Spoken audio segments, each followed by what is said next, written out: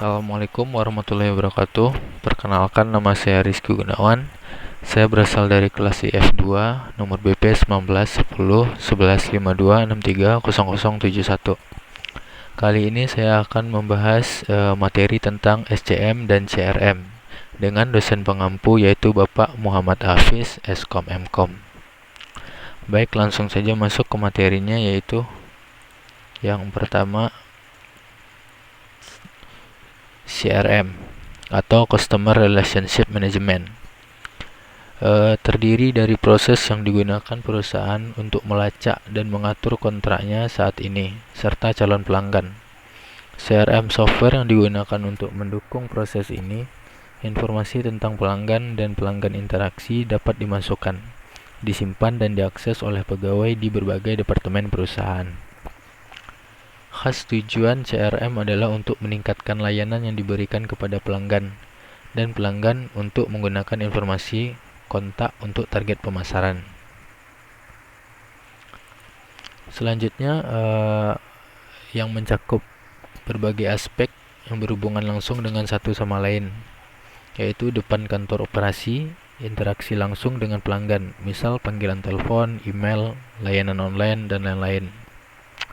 Kalau operasi kantor, operasi yang pada akhirnya akan mempengaruhi kegiatan di depan kantor, misal penagihan, pemasaran, periklanan, keuangan, manufaktur, dan sebagainya. Dan selanjutnya yaitu hubungan bisnis, interaksi dengan perusahaan lain dan mitra seperti pemasok atau vendor dan gerai retail atau distributor. Dan ada juga analisis. Kunci CRM, data dapat dianalisa dalam rangka untuk merencanakan sasaran kampanye, pemasaran, menyusun strategi bisnis, dan menilai keberhasilan. Selanjutnya yaitu jenis atau variasi CRM. Operasional CRM, proses data pelanggan untuk berbagai keperluan. Yang pertama itu Enterprise Marketing Automation, Salesforce Automation. Yang ketiga, sistem manajemen penjualan. Analytical CRM menganalisa data pelanggan untuk berbagai keperluan, yaitu merancang dan melaksanakan pemasaran bertarget, analisis perilaku konsumen dalam rangka untuk membuat keputusan yang berkaitan dengan produk dan layanan, misalnya harga atau pengembangan produk. Sistem informasi manajemen, misalnya peramalan keuangan atau analisis profitabilitas pelanggan. Analytical CRM umumnya membuat berat penggunaan data dan teknik lainnya untuk memproduksi hasil yang berguna untuk pengambilan keputusan. Kolaboratif CRM mencakup aspek perusahaan, berhubungan dengan pelanggan yang ditangani oleh berbagai departemen dalam perusahaan, seperti penjualan, dukungan teknis, dan pemasaran. Anggota staf dari berbagai departemen dapat berbagi informasi yang dikumpulkan saat berinteraksi dengan pelanggan. Sebagai contoh, umpan balik yang diterima oleh pelanggan dapat memberikan dukungan agen lain dengan informasi mengenai layanan atau fitur yang diminta oleh pelanggan. Tujuannya adalah untuk menggunakan informasi yang dikumpulkan oleh semua departemen guna meningkatkan kualitas layanan yang diberikan oleh perusahaan. Salah satu fungsi utama software CRM adalah mengumpulkan informasi tentang pelanggan. Ketika mengumpulkan data sebagai bagian dari solusi CRM, perusahaan harus mempertimbangkan keinginan untuk pelanggan, privasi dan keamanan data, serta legislatif dan norma-norma budaya. Beberapa pelanggan lebih suka jaminan bahwa data mereka tidak akan dipakai bersama-sama dengan pihak ketiga tanpa persetujuan dan sebelum mereka yang berada di tempat perlindungan, untuk mencegah akses ilegal oleh pihak ketiga. Dan ini contoh gambar dari Customer Relationship Management atau CRM.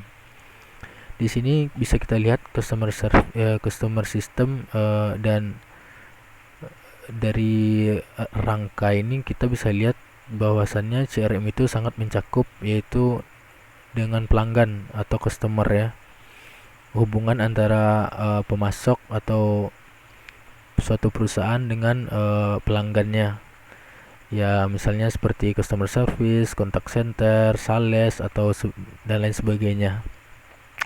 Dan selanjutnya di sini juga ada supply chain management atau disingkat SCM. yaitu manajemen rantai supply adalah pengolahan suatu jaringan interkoneksi dari bisnis yang paling terlibat dalam penyediaan produk dan pelayanan paket-paket yang dibutuhkan oleh pelanggan. Supply chain management spans semua gerakan dan penyimpanan bahan baku bekerja dalam proses inventarisasi dan barang jadi dari point of asal ke point of konsumsi atau rantai. Supply chain management juga dapat merujuk ke perangkat lunak manajemen rantai supply yang tools atau modul yang digunakan dalam menjalankan rantai transaksi, mengatur hubungan pemasok dan pengendalian proses bisnis yang terkait.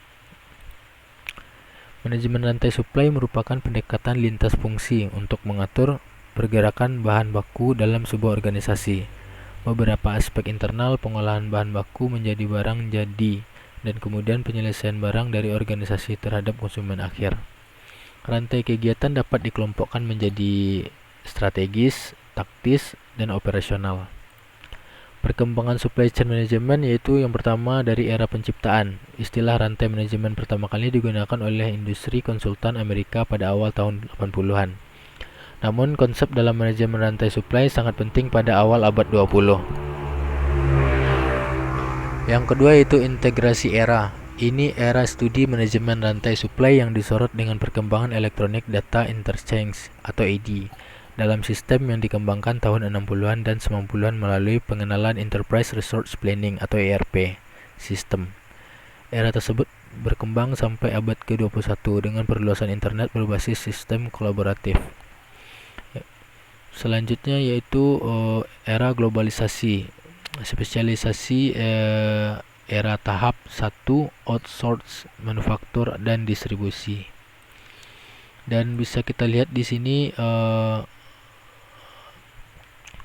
supply chain management ini bisa kita lihat sendiri isinya yaitu seperti pemasok semua ya, pemasok, manufaktur, distributor, pokoknya barang-barang atau penyedia bahan baku, yaitu ini diperlukan aplikasi supply chain management. Dan di sini juga ada udah saya searching yaitu perbedaan dari CRM dan SCM. Yang pertama, SCM adalah memastikan bahwa bahan baku yang dibutuhkan oleh pelanggan telah terpenuhi. Sementara CRM adalah berinteraksi dengan pelanggan untuk memastikan mereka mendapatkan dukungan dan layanan yang mereka butuhkan. Yang kedua yaitu ditinjau dari waktu pelaksanaannya. Proses SCM dilakukan sebelum produk dilempar ke pasar, sedangkan CRM sesudah produk dilempar di pasar. Yang ketiga yaitu SCM menangani dan memiliki relasi dengan vendor atau supplier, sementara CRM fokus menangani pelanggan dan pelayanan pada mereka. Dan yang terakhir yaitu persamaan antara CRM dan SCM, yaitu secara umum kedua proses strategi tersebut baik CRM atau SCM digunakan untuk membantu kegiatan di sales, marketing, dan customer service. Keduanya sama-sama berkecimpung pada kebutuhan dan kepuasan pelanggan terhadap kualitas barang dan layanannya, dengan tujuan sama, yaitu mendapatkan dan menangani pelanggan, memenuhi kebutuhan mereka, dan memberi layanan maksimal sehingga pelanggan akan loyal kepada perusahaan serta menjadi pelanggan setia bagi perusahaan. Jadi menurut saya yaitu yang CRM ini berhubungan dengan customernya gitu. Jadi bagaimana kita cara menarik pelanggan agar bisa mempromosikan barang-barang yang ada dari kita gitu. Sedangkan SCM yaitu kita menyediakan dulu barang-barangnya itu seperti apa gitu kan. Jadi kita seleksi dulu barang-barangnya, kita sediakan dulu semuanya.